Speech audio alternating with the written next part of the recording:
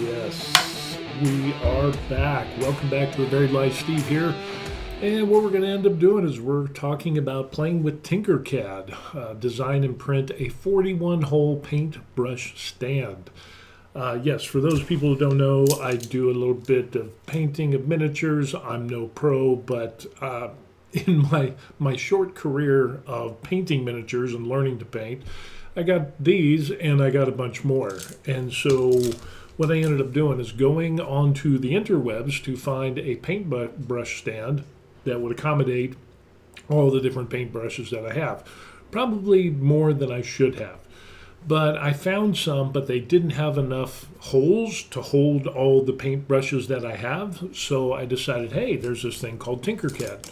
And basically, it is the dumbed down version for people like me to play around with a CAD program. Yeah, and I use that word very, very loosely because we're dealing with me. And yeah, CAD and me and math, all of that stuff just doesn't really go together. So yeah, Tinkercad is kind of like the Lego set, beginner Lego set that you get when you're like 4 or 6 years old. That's kind of what Tinkercad is. But I will say that you can do a lot of cool stuff with Tinkercad, and there's people that have done some incredibly amazing things with Tinkercad that I didn't think was even possible. So yeah, I'm on the very bottom rung of Tinkercad users.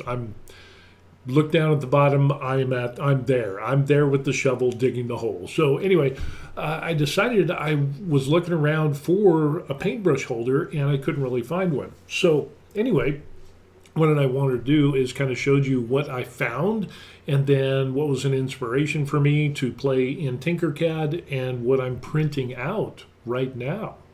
So let's go ahead and we'll jump right into it. Here we end up is we'll get rid of the sticky notes, and here is what I saw. It was a print in place, and it was like, okay, well, that's cool because 3D printing, no support, all of that stuff. I thought that was really cool. And some people had problems printing this out, but again, there wasn't enough holes there. Cool design and everything. I mean, it looks really cool. I just wanted to have some more capabilities or more quantity of brushes to be in the holder. So, I got this thing and I was playing around with it. I tried to mess with the X, Y, and Z axis, the X and the Y axis, and to kind of draw it out, but then it looked funky and it looked like I just somebody who was playing around with the X and Y axis, and it just looked horrible. So that got me thinking that, this guy made this, C. Gorecki Designs, and so I want to give him credit where credit is due. Standard license, you won't share, sub-license, sell, rent, transfer, distribute in any way a digital form or versions of this product. Nor any other deviation of this project in its digital or physical form, including but not limited to remixes and hosting on other digital platforms. The objects may not be used without permission in any way in which you charge money or collect fees. So yeah, there's some other people that ended up that did like some little remixes on some stuff and changed a few things on here. But for the most part, people got the idea and I was like, hey, let's give this a shot. So, as far as that digital license, standard digital license file, now I'm not sharing this file. I'm not licensing it, licensing it. I'm not selling, renting, hosting, transferring, or distribute in any way. Physical format includes but not limited to remixes of this object. So I didn't take this object and remix it. What I did is I just took the inspiration of this here and I went on to Tinkercad. So going on to Tinkercad, what I ended up doing, here's Tinkercad. And with Tinkercad, what I ended up doing is starting out with a version 1. And this took me an inordinate amount of time. I'll tell you that right there. This was just insanely, yeah. But once I got the hex grid system, and basically what I ended up doing is taking the hex grid and then doing that, and then I would copy that, and then I would kind of move it and kind of do that, and then do this, and then just kind of move it along and then up, and basically kind of playing around, of course, until I got it set up, and then I just copied and copied and copied, and it would immediately kind of do that. So if I copy that and see how it propagates and it just keeps going, so it makes it really easy to, do some stuff like this. And then once you do one row, then you can copy all of this stuff. So let's just copy all of these, or select all of these, and then we'll group them all together, and then we copy, and then what we could end up doing is just kind of doing the same thing. And we could just kind of play with it like that, and we can get into where it ends up we have, the grid like that. And so it's not, until I started playing around with Tinkercad, I thought, wow, that's amazing. And then it's like, that must be really hard. And so I tried to do it one at a time. Then I found the copy feature, and then, group and paste and cut and paste and group and all that stuff. So it was a pretty interesting little deal that I ended up doing there. So once I did that, basically what I ended up doing is just taking work with me, come on. Basically what I ended up doing is just taking the box tool here, and clicked and put the dimensions that I wanted for the X and the Y, and then also for the height. You can move these separately and, kind of do that. You can do whatever you want with this thing and make it into the base, and then make the top portion, and then use like the semicircles, which was this thing right here. And all I ended up doing is just kind of doing that at 90 degrees, and then made some adjustments on this right here, because you can change all that. And basically that's what I did with these pillars here. So yeah, it ended up, it was a cool little project, and it took me, like I said, it took me a lot longer than it probably should have.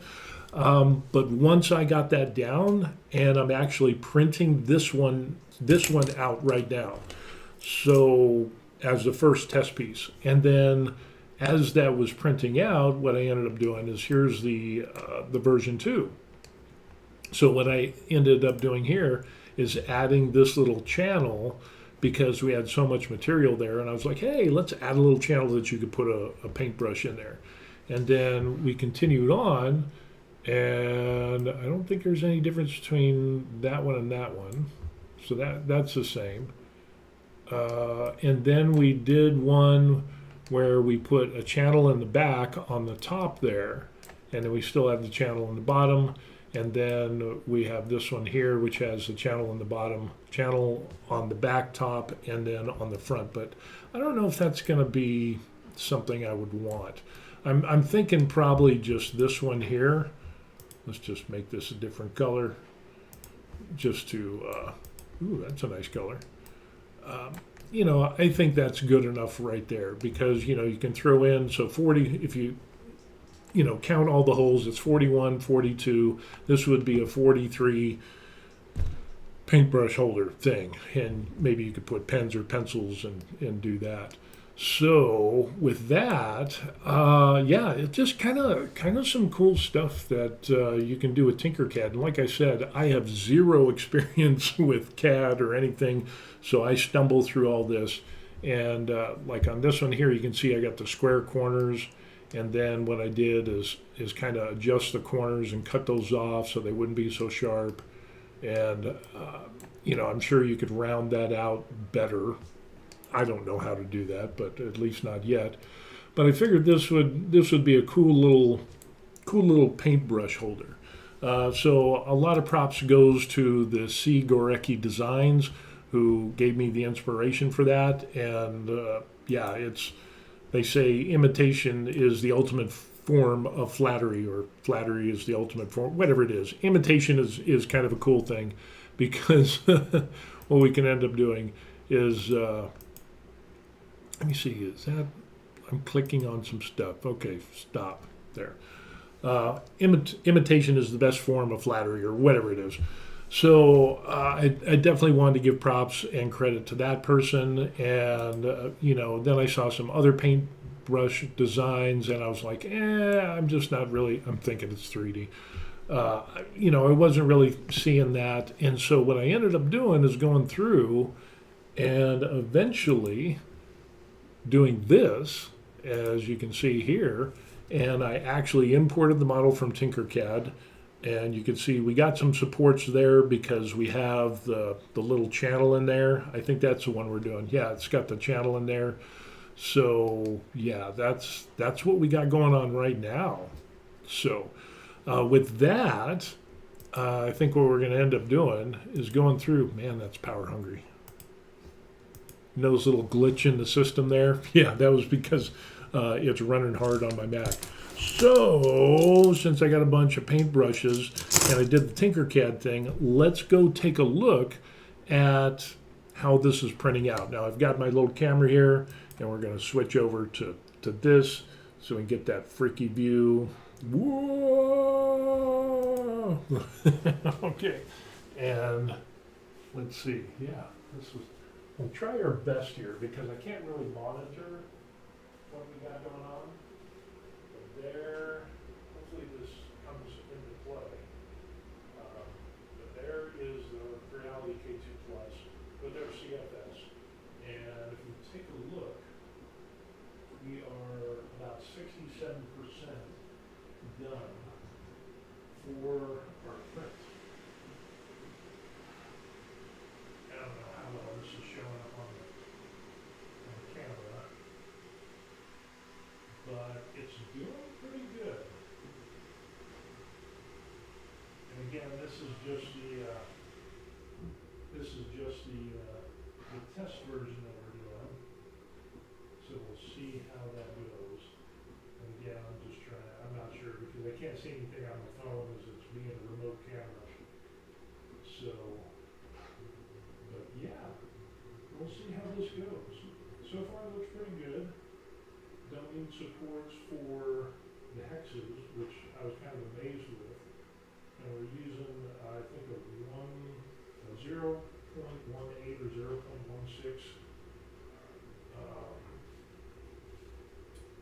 I think, what is it? Layer height. What layer height are we looking at? I know, this is all like crazy, huh? Let's get back to a normal camera. That was probably pretty dizzying. So let's take a look at what that came out for as far as like layer height. So on this thing here, if we look on here and we check out our layer height, it's 0.18. Normal or default is like 0.2, but I just kind of put it at 0.18 just to see what would happen. So other prints that I've done, like my airbrush holders, which I don't have here because they're all over there, end up that I printed those at 0.12, and it came out really nice. So, but since this was a draft, I didn't want to spend that much time. And with this, we're looking at 4 hours and 21 minutes and 117, grams of material, or 39.07 meters. So it's about $2.93 is what this is coming out to, just for the material. So I thought that was kind of cool. Yeah. We'll minimize that and we'll go back to this. And yeah, doing the paintbrush thing. So this is what we're looking at here, and that's what's printing out right now. So it'll be interesting to see how that comes out, especially with the little channel there that is being supported by the tree supports, which is all automatic supporting, which is kind of cool. yeah, it's really kind of interesting. And then we're going to have different versions of this and try to find out which one is the best. So right now we're printing out the one in the middle.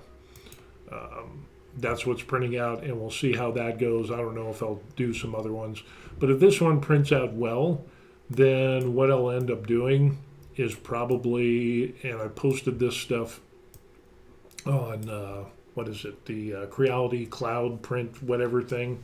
So I've got some. Let me see if I can bring that up and show my profile, because I've got a couple things on there as well. So let's go ahead and we'll take a look and show you what I'm talking about. So here is the varied life. That's me, blah, blah, blah, little guy doing some stuff. And so I got a couple of models on here. The single airbrush stand was my very first model that I put and actually made on Tinkercad. And yeah, just kind of rinky-dink there.